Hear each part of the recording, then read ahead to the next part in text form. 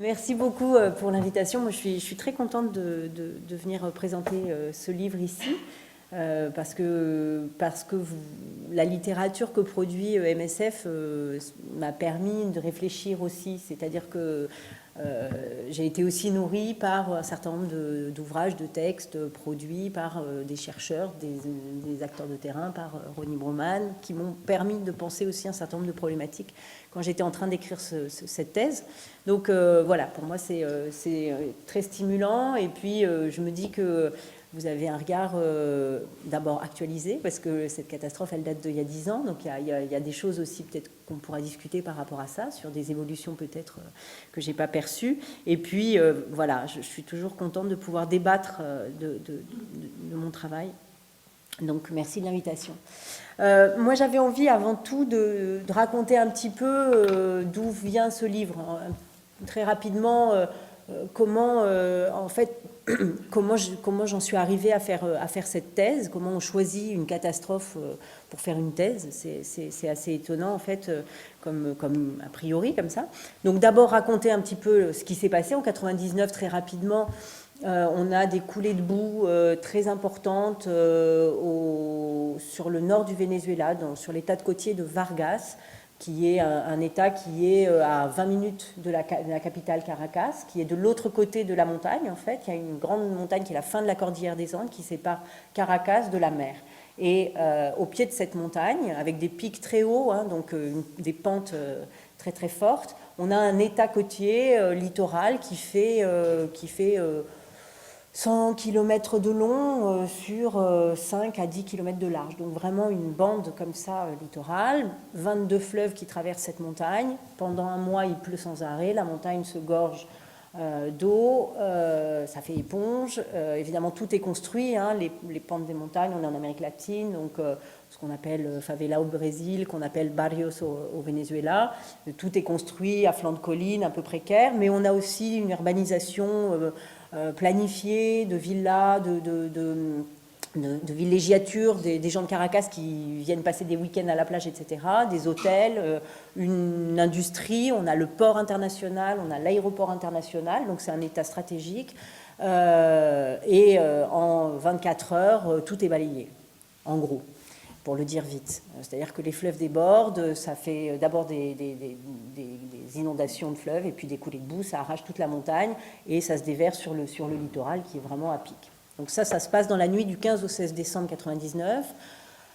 Coïncidence politique, c'est la nuit dans laquelle, le 15 décembre, le Venezuela a approuvé sa nouvelle constitution. Chavez est arrivé au pouvoir, Hugo Chavez a été élu en décembre 98. Il a mis en place une assemblée constituante et une nouvelle constitution a été rédigée et elle a été approuvée dans la nuit du 15 au 16, le 15 décembre. Et dans la nuit du 15 au 16 décembre, on a la grosse catastrophe qui s'appelle au Venezuela, qui va s'appeler au Venezuela la tragedia, la tragédie.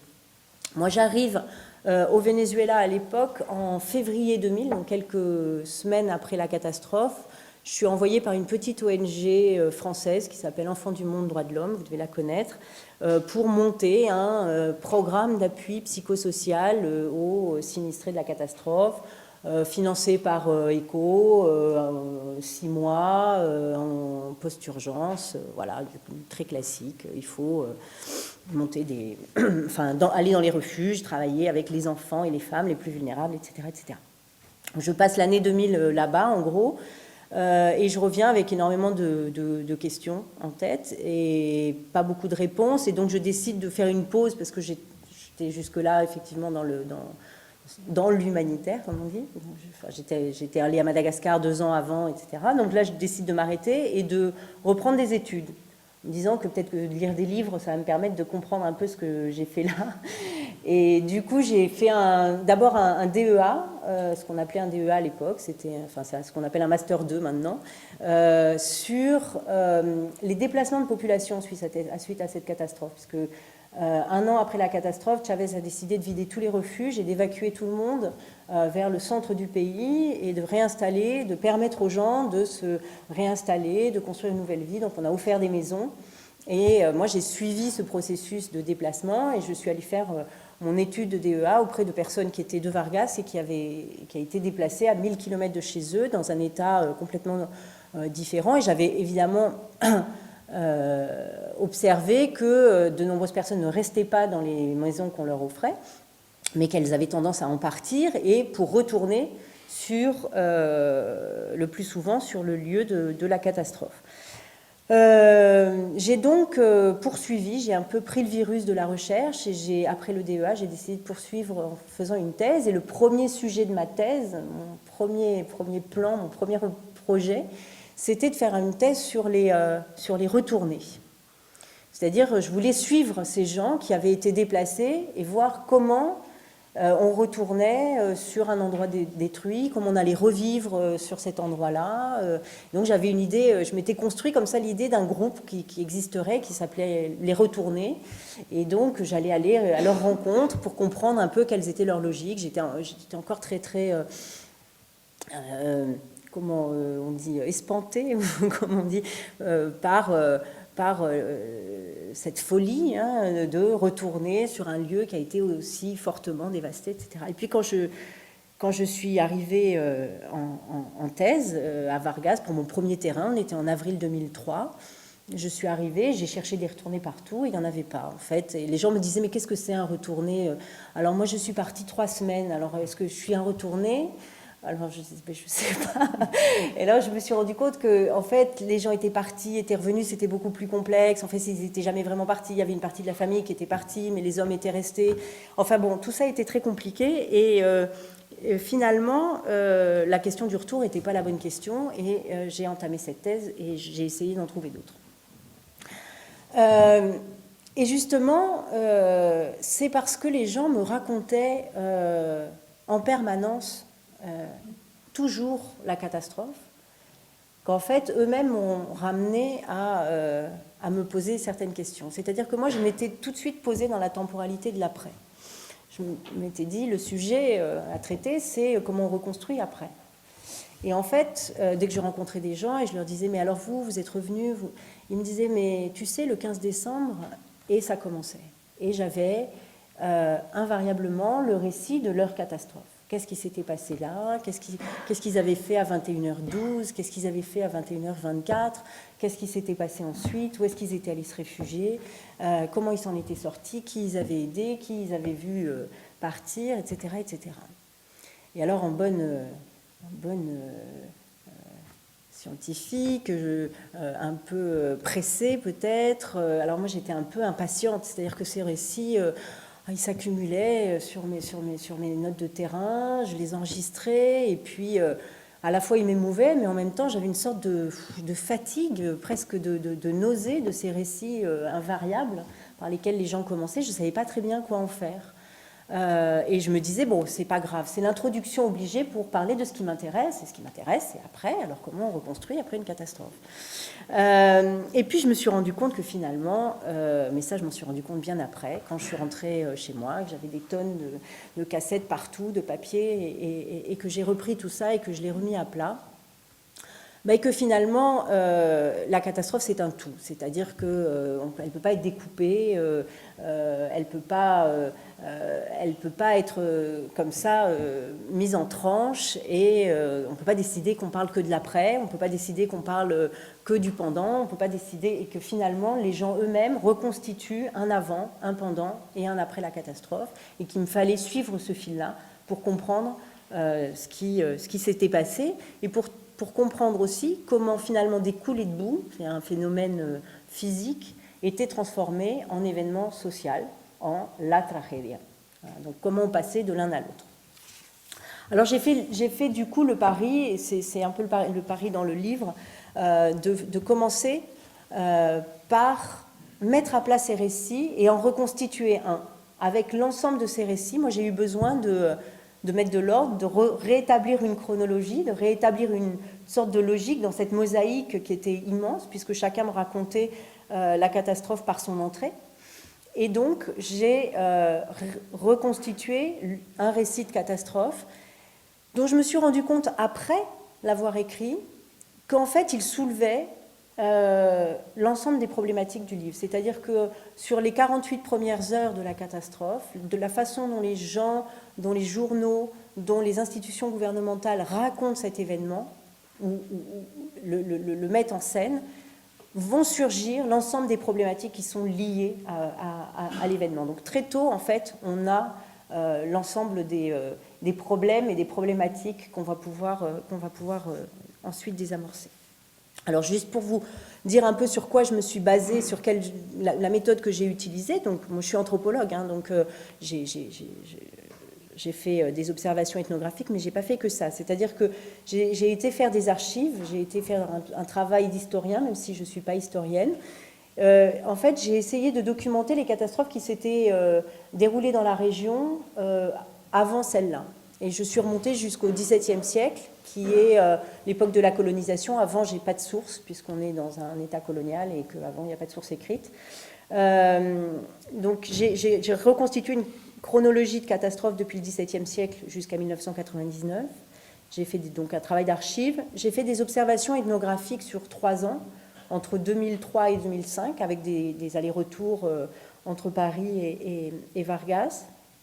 Ces observations, elles m'ont permis de documenter essentiellement le processus de ce que j'appelle de reconstruction, mais en tout cas l'après-catastrophe.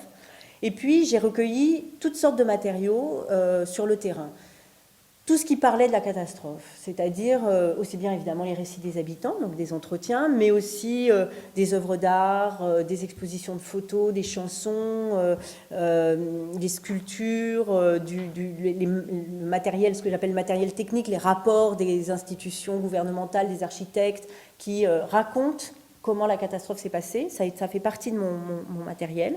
Et puis j'ai réélaboré toutes mes données comme chef de projet de ma mission humanitaire pour en faire des données du matériel de terrain. C'est-à-dire qu'au départ, j'avais l'impression que ça c'était pas du matériel puisque j'étais pas anthropologue quand j'étais chef de mission. J'avais pas tenu un carnet de terrain comme on tient un carnet de terrain en ethnologue. J'avais pas et donc j'avais l'impression que je n'étais pas autorisée à travailler sur ces sources. Mais heureusement, mon directeur de thèse, c'était Michel Agier, et il m'a fortement incité à travailler sur ce moment-là et à réélaborer ce matériel pour en faire du matériel ethnographique. Au départ, il m'avait demandé « Mais quand est-ce que vous allez parler de votre intervention comme chef de mission ?» Alors, très bon élève, je lui ai fait une note de page de 3 lignes. Il m'a dit « Oui, c'est bien, c'est bien, c'est bien. Vous allez en faire quelques pages maintenant. » Alors, je me suis... ça a été dur, j'en ai fait 4 pages, et puis finalement, ça a fait un chapitre entier.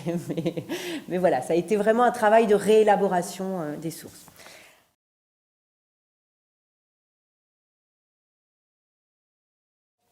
L'ouvrage, il est organisé, il suit ces temps qui sont les temps de la catastrophe, qui sont l'avant, le pendant et l'après. Donc il y a une partie historique où j'ai eu besoin finalement, parce que quand j'étais sur le terrain, j'étais frappée de la façon dont les Vénézuéliens disaient le Venezuela n'a pas d'histoire des catastrophes, on a mal géré cet événement parce qu'on ne sait pas faire, parce que finalement, nous on n'est pas comme en Amérique centrale où ils sont habitués aux ouragans, on n'est pas comme au Pérou où ils sont habitués aux volcans, nous on n'a jamais de catastrophe et du coup on ne sait pas faire. Et puis, il y avait un discours récurrent qui était le discours de l'oubli. On disait « Ah oui, mais nous, on oublie, au Venezuela, les gens oublient, alors c'est la culture de l'urgence, parce que les gens n'ont pas de mémoire, etc. » Donc, j'ai eu envie d'aller voir un petit peu ce qu'il en était. Alors, j'ai été faire un petit peu des archives. Il y a des gens qui avaient quand même fait des chronologies avant moi. Hein. Je n'ai pas fait ça à partir de rien. Et j'ai trouvé 58 désastres, catastrophes, petites ou grandes, qui s'étaient déroulées sur cette région depuis le XVIIe siècle jusqu'à 1999. Et j'ai choisi d'en travailler 8 en particulier. Pourquoi j'ai choisi ces 8-là? Parce que c'est les 8 qui ont produit des victimes. Donc, je suis anthropologue et que je ne suis pas sismologue ou géologue, je me suis dit que c'était important de voir qu'à partir du moment où il y a des victimes, il y a toute une structure sociale qui se met en place pour gérer, et c'était ça qui m'intéressait. Donc, j'ai travaillé sur ces 8 catastrophes et en fait, ce qui m'a intéressé, outre le fait de montrer, ce qui est très classique, et ce que j'ai fait aussi, évidemment, de montrer que, évidemment, il y a une histoire des catastrophes dans la région, qu'il y a une vulnérabilité du territoire, parce que la façon dont ça a été construit, la façon dont ça a été planifié ou non planifié, évidemment, devait amener à cette catastrophe, plus de faire la chronique d'une catastrophe annoncée comme on peut le faire. Ce qui m'a intéressé, c'est de regarder comment, à travers l'histoire, les catastrophes précédentes ont été prises en charge. Et donc, et de montrer l'importance relative des acteurs en fonction des époques. Donc on voit qu'évidemment, à l'époque coloniale, en 1641, l'acteur central des secours, c'est l'Église, avec une collaboration avec les militaires. Il n'y a d'ailleurs pas beaucoup de séparation entre l'Église et les militaires au XVIIe siècle au Venezuela. C'est un petit peu les mêmes corps. Et les militaires sont de plus en plus présents au fur et à mesure que la présence coloniale va s'institutionnaliser jusqu'à la fin du XVIIIe siècle, je dirais. Avec l'arrivée du XIXe siècle, ce qui est intéressant, c'est peut-être un cas que vous avez lu dans certains ouvrages, c'est le tremblement de terre de Caracas de 1812, qui est souvent avancé, alors moi j'en sais rien, mais en tout cas comme un des premiers désastres internationaux, c'est-à-dire que c'est l'Union des États d'Amérique a envoyé à ce moment-là des navires chargés de farine aux indépendantistes vénézuéliens, puisqu'on est à ce moment-là dans la première année de la Première République, la première année de l'indépendance du Venezuela, dans une guerre d'indépendance qui va durer quand même jusqu'en 1820. Et donc l'Union des États d'Amérique va essayer de soutenir par ses bateaux de farine les indépendantistes face aux royalistes. Donc 1812, un premier séisme international. Je ne sais pas si c'est vraiment le premier de l'histoire, parce que Lisbonne a quand même, fin 1755, on a déjà énormément d'aide internationale qui s'organise. Enfin, je n'ai pas très envie de débattre là-dessus, mais voilà, en tout cas c'est intéressant de voir que c'est une période un peu charnière. Avec l'entrée dans le XXe siècle, on a un autre tremblement de terre en 1900. Là, on voit, c'est très intéressant de voir l'arrivée du secteur privé avec des tas de petits comités de secours qui vont se mettre en place et qui vont récolter des fonds auprès des commerçants, auprès des entreprises, auprès des grandes familles.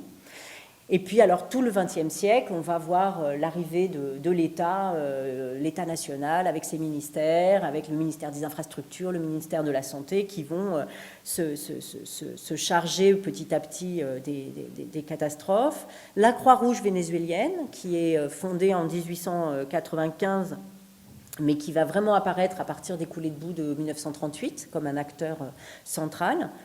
Et puis, au fur et à mesure des contextes politiques, là, on va voir changer, c'est-à-dire plus ou moins privé, plus ou moins militaire. En 1951, on a des grosses coulées de boue, on est sous un régime, une dictature militaire, et là, on a l'État qui fait tout, qui annonce qu'il prend tout en charge. Donc voilà, c'est des balancements comme ça qu'on va voir un peu bouger à travers les époques. Et puis 1967, qui est le dernier séisme que j'ai étudié, qui est le grand séisme à Caracas, où là, on va avoir, pas pendant le tremblement de terre en lui-même, mais après, on va voir que le Venezuela entre dans un grand courant international, puisque c'est après ça qu'on va créer la défense civile, le comité de défense civile au Venezuela. C'est à partir de là qu'on va créer des institutions qui vont avoir pour objectif de gérer ce genre de catastrophe. Donc,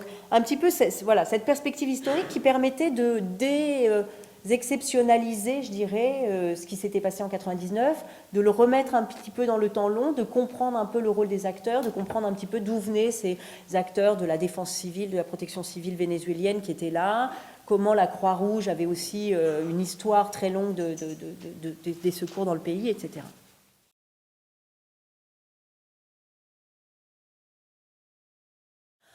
Le temps 2 du bouquin et le temps 2 de l'événement, peut-être, c'est l'événement lui-même. Alors, c'est la catastrophe. Évidemment, pour un anthropologue, c'est compliqué d'ethnographier un événement auquel on n'a pas participé soi. Moi, j'étais pas sous les coulées de boue, j'étais pas voilà, comme actrice principale. Donc, travailler le récit, en refaire du matériel pour l'analyse. Alors, cette partie de l'ethnographie du désastre, elle a un objet temporel qui est ce que j'ai appelé, enfin, ce qu'on peut appeler l'urgence. L'urgence que j'ai décomposée en fonction de mon matériel en 3 temps. Un premier moment, qui est le moment de la survie. Un deuxième moment que j'ai appelé le moment des secours. Et un troisième moment, qui est le moment de l'assistance. Alors, en fait... voilà, ce que disait Claire tout à l'heure, c'est vrai que en se plongeant dans cette ethnographie, on voit qu'il y a un certain nombre d'idées reçues sur les catastrophes qui vont sauter. Alors, je ne suis pas la première à le faire. Dans les années 60, il y a des sociologues aux États-Unis qui ont ouvert la voie de ce qu'on appelle aujourd'hui les disaster studies. Et il y a un sociologue qui s'appelle Charles Fritz qui écrivait que dans les années 60 déjà, qui disait déjà que l'imagerie populaire pour parler des comportements en cas de désastre se soucie peu des nuances et partage la scène entre héros et lâches, bons et mauvais, etc., etc. Et évidemment, quand on regarde un petit peu de plus près, on voit que les choses sont un petit peu plus complexes. Donc c'était juste pour dire que j'ai rien inventé, hein, que tout ça est très humilde, comme on dit en espagnol. Alors le premier moment, la question de la survie. Si on prend ce premier moment, il peut durer quelques heures, il peut durer quelques jours, en fonction, c'est le moment où les gens sont seuls, qu'aucune intervention extérieure ne leur a été encore arrivée, ils n'ont pas été contactés ni par un pompier, ni par un sauveteur, ils n'ont pas été en contact avec eux. Donc il faut qu'ils se débrouillent, qu'ils se mettent à l'abri sur un toit, dans la montagne. Et qu'est-ce qui se passe dans ce moment-là? Donc évidemment, ce qui est très intéressant, c'est de voir qu'on est très très loin, dans les récits en tout cas, du chaos ou de la panique qu'on imagine ou qu'on a dans l'imagerie comme ça cinématographique sur les catastrophes. Au contraire, on a des manières très très structurées de réagir. On dirait qu'il s'organise dans l'urgence une sorte de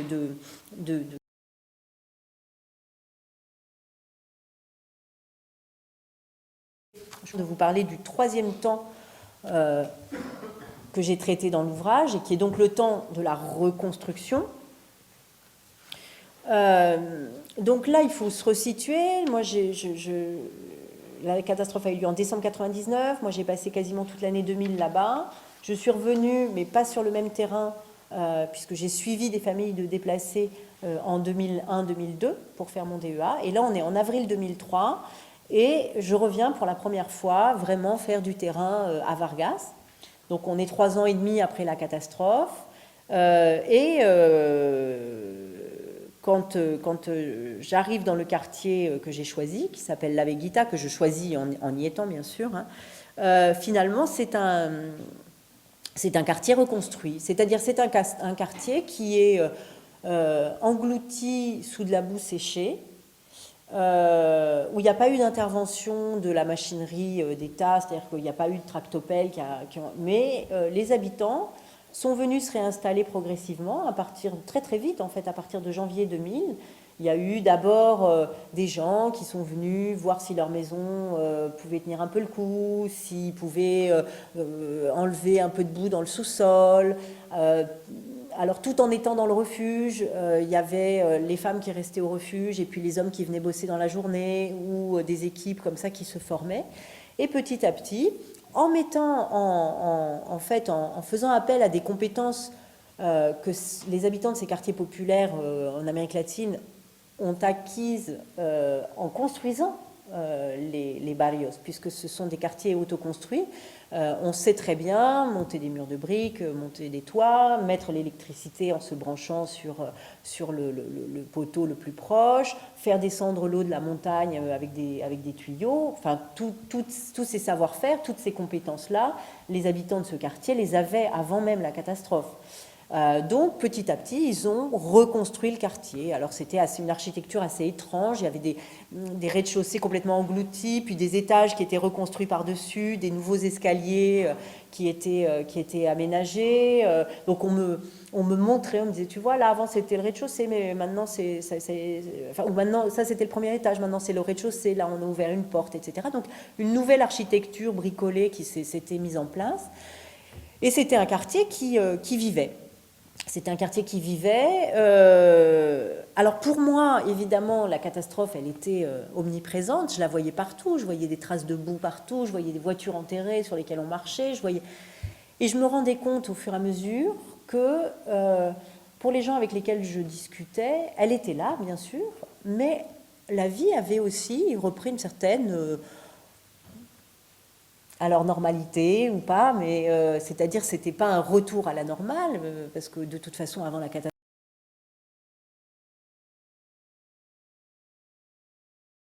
en fait à la fin de l'ethnographie de la reconstruction, je me suis rendu compte que se déployait sur le terrain un ensemble d'outils, de bonnes manières, comment on dit, guidelines, sur la bonne manière de reconstruire et donc la bonne manière de prévenir une catastrophe, enfin de prévenir le risque et une bonne manière de gérer les catastrophes. Et je me suis rendu compte qu'il y avait énormément de matériel qui se diffusait, une rhétorique qui était en train de se diffuser comme ça, les ONG reprenant, tous les acteurs, même les acteurs locaux, me parlant de participation, de prévention, etc. Et donc ça m'a un petit peu interpellée. Et je me suis intéressée à la production de ces discours. Et donc effectivement, je suis en ce moment en train d'essayer de travailler sur cet immense monde international de la gestion des catastrophes et de la prévention du risque.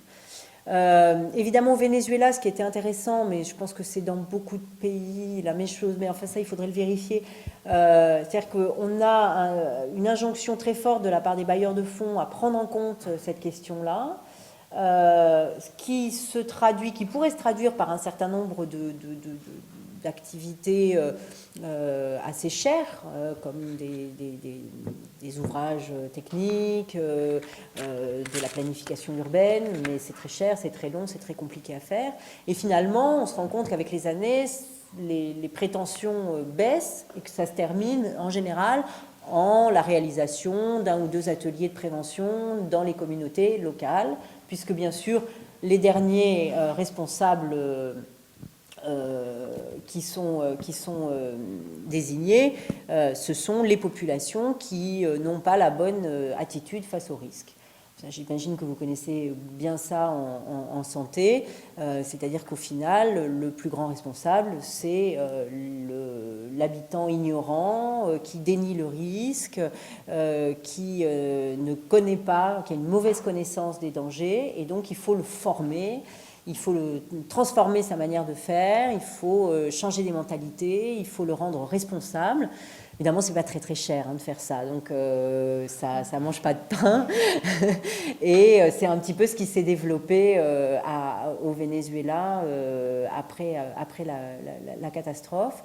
Et c'est parce que je voyais tellement la déconnexion entre ces modèles et la façon dont les gens... Alors, par contre, les gens sont très malins, c'est-à-dire qu'ils ont très bien compris que pour avoir un quartier reconstruit, il faut jouer le jeu, et donc ils faisaient des focus group, ils étaient merveilleux, ils savaient très très bien la différence entre un désastre, une catastrophe, de la prévention. Ils me disaient des phrases magnifiques, comme disant « Non, non, mais ici, on est dans un endroit très dangereux, mais avec beaucoup de prévention, on peut s'en sortir. Hein. » Et donc, ça marchait très bien, les gens sont tout à fait intelligents, ils savent très très bien comment acquérir ce genre de compétences. Et donc, c'est ça qui s'est beaucoup développé. Et donc, aujourd'hui, je travaille sur un domaine un peu vaste, qui me déborde un peu en ce moment d'ailleurs, qui est ce fameux monde international, composé à la fois de mes compères, chercheurs, géographes, urbanistes, sociologues, psychologues, qui se transforment en experts dans certains moments, qui écrivent des manuels, qui investissent les organisations internationales, des experts locaux qui voyagent beaucoup. Enfin voilà, j'essaye de reconstituer cette cartographie et de comprendre comment ça se forge, comment ça circule, comment ça voilà. Je vous en parlerai un autre jour, plus en détail peut-être.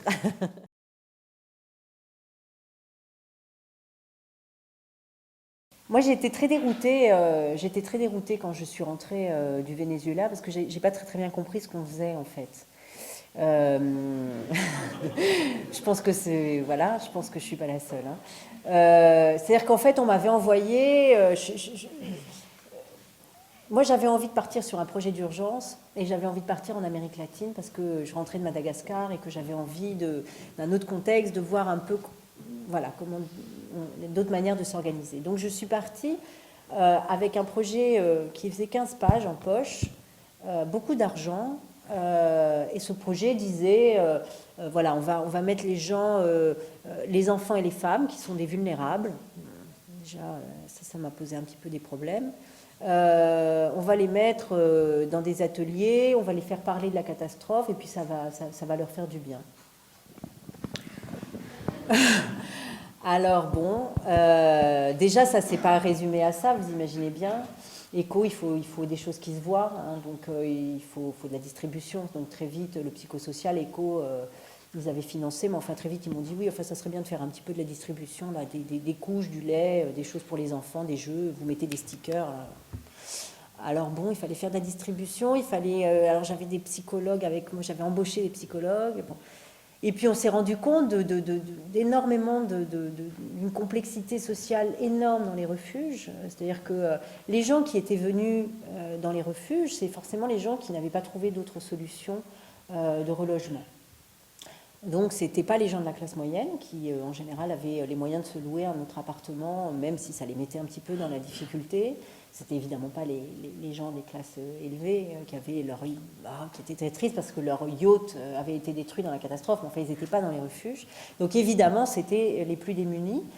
Les plus démunis dans le sens où ils n'avaient pas d'autres ressources, mais ils avaient donc une histoire ils avaient une histoire de la précarité très très forte. Donc dans les refuges, il y avait énormément de violences, mais qui n'étaient pas des violences liées au traumatisme ou au PTSD, mais qui étaient des violences qui étaient liées à une condition sociale extrême depuis très longtemps, avec une histoire de vie dans des quartiers où la moitié des gens étaient armés, avec une histoire de vie par laquelle la catastrophe était un événement parmi d'autres. Donc c'était complètement décalé. En plus, le projet que j'avais dans ma poche, je me suis rendu compte après en discutant avec un collègue, c'était un copier-coller du projet qui avait été présenté par la même association à ECHO pour le tremblement de terre en Turquie en 1999. Donc forcément, enfin déjà celui-là devait être un copier-coller d'autre chose. Donc enfin bref, on était dans le virtuel total. Donc je ne savais pas très bien ce qu'on faisait. Et je me rendais compte que dans cette urgence-là, on produisait des choses qui étaient évidemment très normatives, qui étaient évidemment très contraires à ce qu'on cherchait. On était obligé de sécuriser notre action, on était obligé de mettre des grilles pour pas que les gens prennent ce qu'on amenait. Enfin, c'était voilà, on était nous-mêmes pris dans une situation que je ne vais pas vous décrire, que vous connaissez parfaitement bien, mais qui est le paradoxe de l'urgence. Donc, comment je juge je juge très mal, forcément, sinon je n'aurais pas changé, enfin voilà, je n'aurais pas fait autre chose et je n'aurais pas essayé de... Par contre, je pense qu'on faisait ce qu'on pouvait, enfin je veux dire, dans ce cadre-là, et je pense qu'il n'y a pas à dire... voilà, il y a juste à faire un constat qui est d'une grande normativité, en tout cas. Voilà, une grande normativité. Dans ton ouvrage, ce qui est intéressant justement sur l'intervention des ONG, il y a une chose que tu dis entre... ce qui t'a surprise finalement, c'est un hiatus entre le discours des ONG qui disent arriver au nom d'un idéal de solidarité et une incompréhension avec la population pour laquelle la solidarité fait appel à des interactions familiales et la solidarité qui est profondément inégalitaire, alors que les ONG, finalement, sous ce label solidarité, en fait, leur moteur, c'est la compassion qui passe par un traitement très égalitaire. Donc, chacun son kit et qui méconnaît un peu le fait que voilà, la société elle a retrouvé son élasticité, son inégalité sociale, et du coup avec cette espèce de qu'on voit d'ailleurs beaucoup dans la façon dont les catastrophes sont traitées à l'image, le mécontentement du bénéficiaire qui est présenté comme quelque chose de pathologique, mais qui est juste la rencontre entre la réalité, enfin un choc de culture, quoi. Ça, c'est effectivement très vrai. Et puis, il y a des incompréhensions totales qui sont très difficiles à résoudre, en fait, parce que, bon, ça c'est une chose typique pendant les distributions, avec les queues qui sont organisées, mais je veux dire, on va mettre les gens en ligne et vous arrivez, c'est dans l'ordre de distribution, mais en fait, il y a des logiques sociales qui prédominent à ça, c'est-à-dire qu'on peut très bien laisser sa place, repartir. Si on est enfin, il y a une logique de la queue au Venezuela qui est historique. Enfin, je veux dire, à Salcola, au Venezuela, c'est un petit peu comme à Cuba. Il y a vraiment qui est le dernier. Il y a vraiment une vraie organisation de la queue en général. Et donc là, notre manière d'organiser les distributions avec les tickets, etc., c'était complètement mal vécu, complètement incompréhensible. Et c'était notre ordre qui devait prédominer puisque c'était nous qui donnions.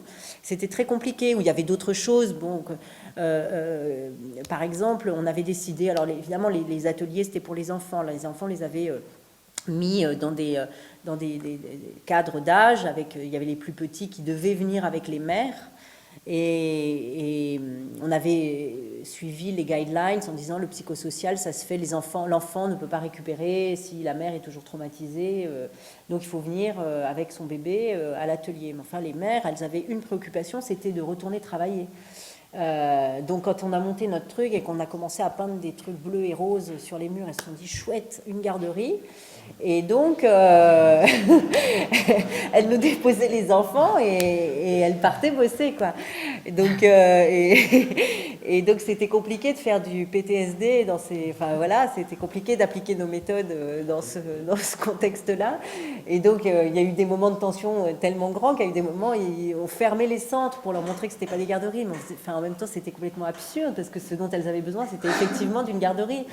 Et voilà, enfin donc c'est ce genre d'absurdité et de tension, de la même manière que on considérait que une fille de 13 ou de 14 ans, elle devait être dans nos ateliers avec nous pour faire ses dessins, ses activités et reprendre une vie d'enfant normale. Mais une vie d'enfant normale dans un quartier vénézuélien, c'est d'aider maman et de faire de la lessive, de garder les petits frères et les petites sœurs, et c'était totalement intolérable d'exiger ou de demander que les filles viennent avec nous aussi, au même titre que les garçons. Enfin, c'était pas possible. Donc c'était ces tensions-là permanentes qui se terminaient toujours par des mesures extrêmement, voilà, enfin, soit des négociations, mais ça finissait toujours par des choses assez normatives finalement, puisque il fallait quand même bien dépenser cet argent et faire les choses, etc., et les faire comme... voilà. Et du coup, je trouve que c'est extrêmement compliqué. Voilà, je sais pas très bien, je le juge pas très bien. Ça m'a coûté de l'écrire quand même, parce que c'était moi la chef. Donc, je pouvais même pas me reposer sur quelqu'un d'autre.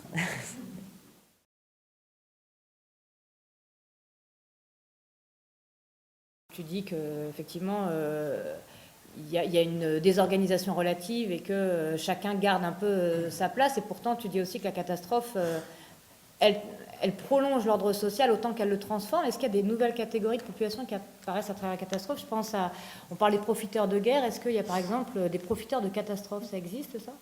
Tout à fait. Il y a la catégorie du sinistré. En fait, au Venezuela, il y a eu un vrai débat. Ça a été assez intéressant. Il y a d'ailleurs eu une thèse qui a été beaucoup plus spécifique là-dessus de Paola Vázquez qui a écrit sa thèse plus sur l'action du gouvernement de Chavez et qui a décortiqué vraiment très bien ça. Mais en fait, au Venezuela, pour dire sinistré, on dit damnificado. C'est le mot espagnol, hein, c'est pas, ça nous fait rire, mais c'est pas, voilà, c'est damnificado. Et quand Chavez a pris les choses en main, il a promis de dignificar a los damnificados, c'est-à-dire de dignifier, de rendre dignes les damnificados. Et il a mis en place tout un programme qui s'insérait dans un programme plus vaste qui s'appelait le Plan Bolivar 2000, qui était un énorme projet d'action sociale, de réhabilitation des plus démunis, qui était le terreau en fait, de son élection hein, en 98. Et donc il a inclus les sinistrés dans cette catégorie qui allait être dignifiée. Et il a mis en place un certain nombre de programmes, dont l'attribution de maisons et de logements dans des zones à l'intérieur du pays, tout ça allant avec une vision assez développementaliste du Venezuela, parce que le Venezuela, la majorité de la population est concentrée sur 15% du territoire, en fait, le reste étant vide, c'est-à-dire essentiellement habité avec des indigènes et très peu urbanisé. Donc le but étant d'essayer de redistribuer la population sur le territoire. Évidemment, ce genre de plan, ça ne marche pas comme ça. Mais, donc il y a eu tout un plan d'attention spécial aux sinistrés qui a fait que la catégorie même de damnificado a été associée au terme de profiteur. C'est-à-dire que dans les régions dites d'accueil, quand on voyait arriver des autobus avec des sinistrés à l'intérieur, avec leurs petits baluchons, et qu'on leur donnait des maisons toutes neuves, peintes, avec le frigo rempli, parce que c'était l'opération médiatique, avec Chavez qui venait serrer des mains, etc. Et que par ailleurs, à côté, on vivait dans le barrio depuis 20 ans ou 30 ans et qu'on pensait que ces maisons-là allaient être pour nous, évidemment, ça a créé des tensions. Et ça a créé cette catégorie du sinistré profiteur, du sinistré protégé par Chavez. Et donc on a eu effectivement ça au niveau local. Après, au niveau, je dirais, au contact des organisations internationales, il y a une catégorie qui a bien marché pendant un moment, qui est la catégorie de vulnérables. Il fallait légitimer de sa propre vulnérabilité, c'est-à-dire somos vulnerables, pues. Hein, moi, je suis vulnérable, donc donnez-moi un truc, quoi. Donc ça marchait très bien au contact, dans les refuges essentiellement. Voilà, le vulnérable et le sinistré.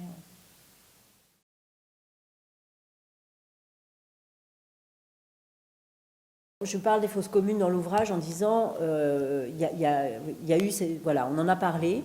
Nous, on n'a pas retrouvé les traces de ces éventuelles fosses communes. Je ne me permets pas de dire qu'elles ont existé ou qu'elles n'ont pas existé, je n'en sais rien. Le dernier bilan officiel qu'aurait accepté de tamponner, je dirais, le gouvernement, mais qui ne s'est jamais diffusé, c'est celui de 7 à 8 000. Voilà. Mais c'est votre dernier prix, quoi. C'était un peu... Mais du coup, moi, je ne sais pas combien il y a eu de morts vraiment, hein, et je prétends pas le savoir. J'essaye juste de comprendre comment ce décalage est possible. Et la logique de ce décalage. Hein. Je le dis bien parce que je trouve que c'est quand même très très délicat de gérer ce genre de données, etc. Donc le travail qu'on a fait nous a permis de compter à peu près 1 millier de morts, quoi.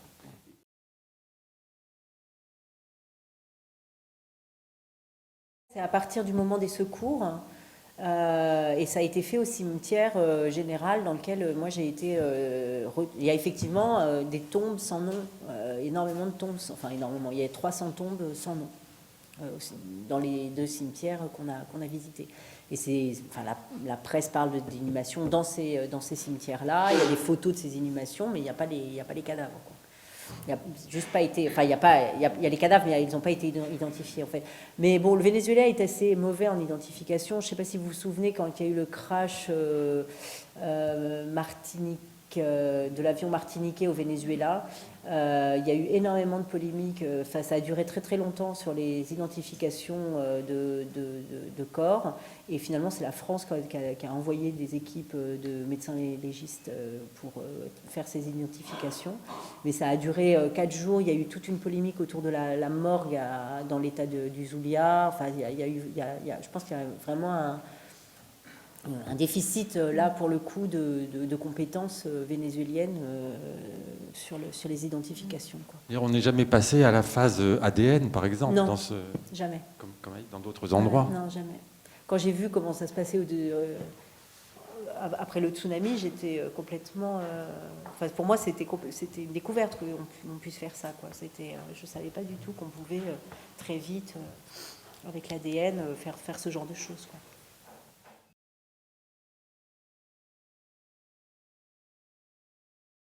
C'est très possible qu'il y ait des études, des médecins légistes, et je pense qu'en épluchant un peu la littérature de ces revues, ce qu'on appelle l'anthropologie forensic anthropology, ou des choses comme ça, peut-être qu'on trouverait des choses, mais j'ai pas du tout... j'ai pas cherché. Mais je pense... J'imagine que oui, on doit pouvoir trouver des choses un petit peu. Ronnie, t'as une hypothèse, toi, d'un peu, non? Oui, c'est ça, c'est ce que j'allais dire. On avait commencé à en parler avec Ronnie il n'y a pas très longtemps, donc peut-être qu'il va nous développer son hypothèse. La seule chose que j'ai lue, c'est ça, c'est ce des corrélations empiriques. Ce qu'en dit Ronnie, quoi. Ouais.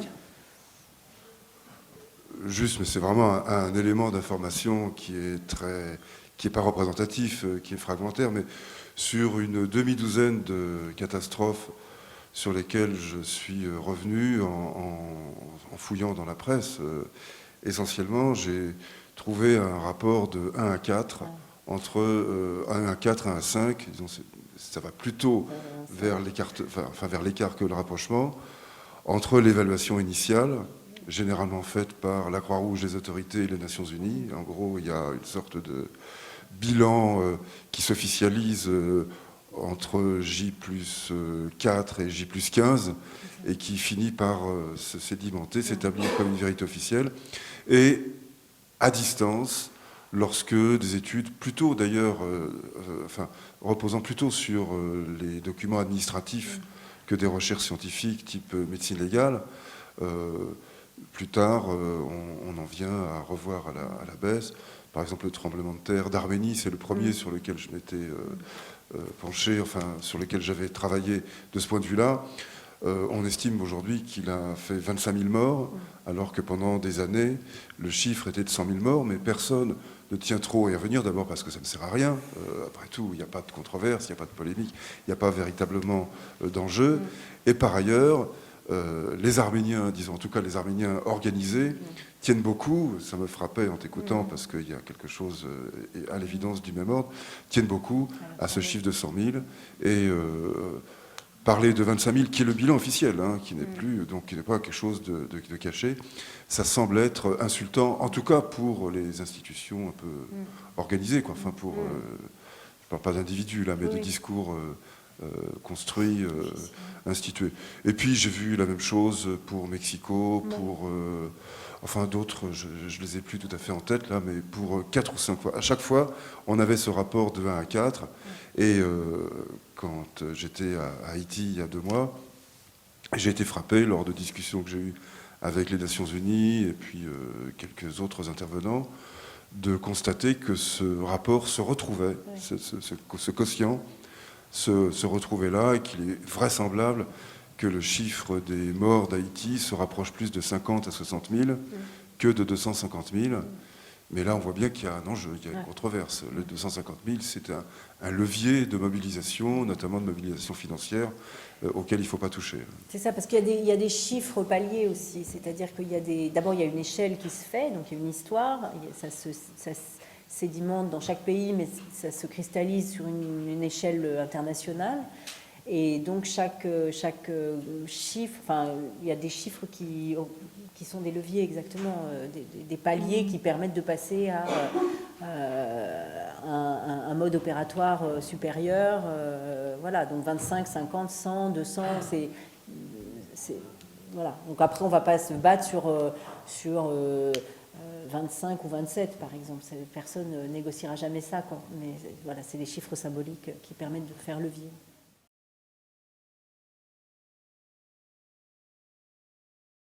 C'est monté crescendo. Le premier qui passe l'étape de plusieurs dizaines de milliers, c'est le maire qui parle de 25 000. Et le lendemain, on a la Croix-Rouge internationale qui passe à 50 000. Donc, une fois que la brèche est ouverte, c'est fortement... donc après, voilà, les autorités nationales, ça va les arranger, c'est ouvert, c'est possible. Donc après, ça va naviguer entre 25, 30 000, 50 000, ça dépend. Mais en tout cas, pour ces acteurs-là, on peut imaginer que l'intérêt est... Alors, la mobilisation de fonds internationaux, je dirais que pour le gouvernement Chavez, l'enjeu... Il est de cet ordre-là, mais il est moins de cet ordre-là que celui de montrer qu'on a la capacité de gérer un événement comme celui-là. Parce que finalement, l'aide internationale, elle a été demandée, hein, elle n'est pas en Birmanie, mais une fois que les propositions de dons ont été annoncés, que j'imagine que les dons ont commencé, enfin que l'argent a commencé à circuler, etc. Par contre, ce qui était très peu demandé et mal accueilli, c'était la présence d'ONG internationales sur place. Le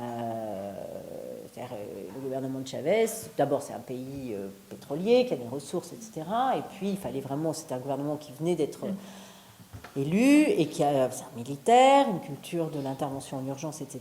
Donc vraiment, ce qui était vraiment important, c'était de montrer qu'on allait faire face presque seul. Enfin, c'était voilà, qu'on allait y arriver, quoi. Donc on n'en était pas jusqu'à ne pas accepter l'aide internationale, bien qu'il y ait eu il y a eu deux, trois tensions avec le gouvernement des États-Unis, des propositions du gouvernement des États-Unis qui ont été refusées, ce qui a beaucoup alimenté la presse d'opposition, etc.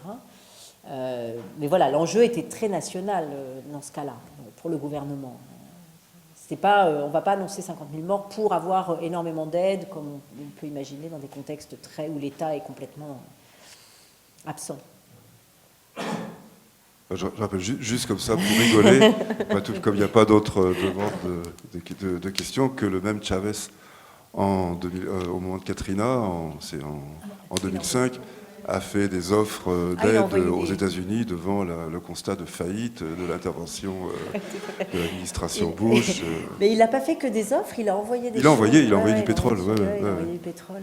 Mais d'ailleurs, il avait fait autre chose, je ne sais pas si c'était avant ou après, il a envoyé du pétrole à New York aussi, chez les familles défavorisées, il a envoyé du gasoil.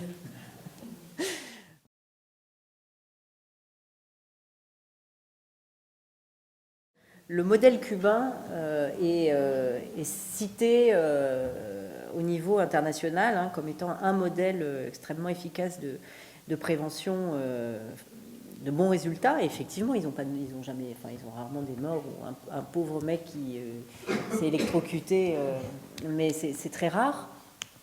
Alors moi, ça m'interroge aussi, c'est-à-dire que dans les conférences internationales que je fréquente en ce moment beaucoup pour les ethnographier, c'est très marrant de voir justement le Cubain qu'on trimballe de conférence en conférence, qui est d'ailleurs le monsieur météo de Cuba, hein, qui est le présentateur de la météo depuis 35 ans.